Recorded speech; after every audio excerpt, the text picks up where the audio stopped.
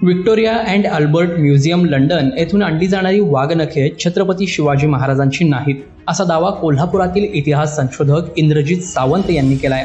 असा दावा करताना त्यांनी लंडनच्या व्हिक्टोरिया अँड अल्बर्ट म्युझियमकडून प्राप्त पत्रात याबाबतची कबुली असल्याचे देखील सांगितलंय। नुकतीच कोल्हापुरात पत्रकार परिषद घेऊन त्यांनी ही माहिती दिली आहे।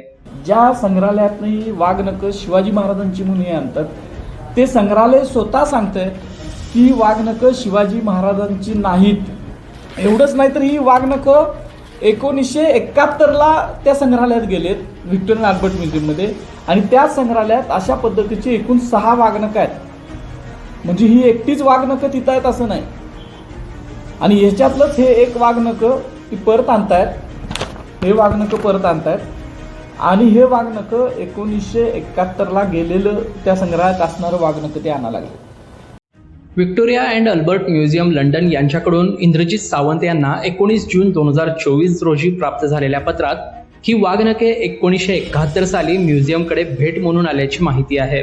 दरम्यान ही वाघनखे छत्रपती शिवरायांची नसल्याचे पुरावे देखील इतिहास संशोधकांकडून म्युझियमला देण्यात आले असून ते त्यांनी मान्य केले आहेत।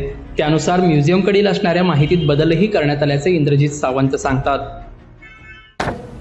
इम्पिरियल गाईड टू इंडिया नावाचे पुस्तक आहे, आणि एका ब्रिटिश अधिकारी जो होता त्यातल्या वरिष्ठ अधिकाऱ्याने हे पुस्तक लिहिलं आहे, इम्पिरियल गाईड टू इंडिया। आणि ह्याच्यामध्ये तो 43ला साताऱ्यात गेलेला होता, आणि तिथं त्यानं शिवाजी महाराजांची वाघनखं बघितलेली आहे ते लिहिलेलं आहे त्यानं इथं या पुस्तकात। सातारा ते त्या अशी अनेक वर्णनं आहेत, नुसती वर्णनं नाहीत तर फोटोग्राफ सुद्धा आहेत। आता हा फोटो आहे, मी सगळ्यांना अगोदर सुद्धा हा पब्लिश केला होता। मॉडर्न रिव्ह्यू नावाचं एक मासिक निघायचं, त्याच्यामध्ये हा फोटो 1909ला साताऱ्या जलमंदिरात काढलेला आहे वाघनखांचा, शिवाजी महाराजांचा, कॅप्शनसह दिलंय, त्याच्यात माहिती सुद्धा दिलेली आहे मॉडर्न रिव्ह्यूमध्ये।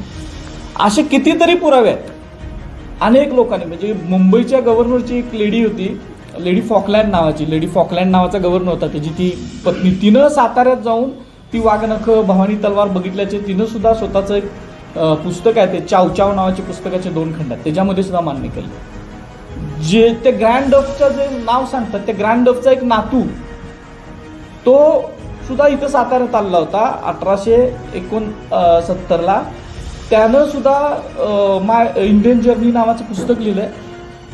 त्यानं सुद्धा लिहिलंय की आमच्याकडे जी वाघनखं आहे तशी त्याची अस्सल वाघनखं आमच्याकडे एक त्याचं स्पेसिमन आहे, स्पेसिमन म्हणजे तशा पद्धतीचे आहेत, प्रतिकृती आहे, आणि अस्सल वाघनखं ही साताऱ्यामध्येच आहेत असं त्यानं लिहून ठेवलं। दरम्यान जर वाघनखे महाराष्ट्रात आणली गेली तर त्यांच्याबद्दलची ही खरी माहिती महाराष्ट्र सरकारने जिथे जिथे वाघनखे प्रदर्शित केली जातील तिथे तिथे ठळकपणे मांडावी, अशा सूचना सरकारला याआधीच म्युझियमकडून दिल्या गेल्या आहेत। त्यामुळे आता याबाबत शासनाला विचारपूर्वक लक्ष घालावे लागणार आहे। लोकल 18साठी साईप्रसाद महेंद्रकर, कोल्हापूर।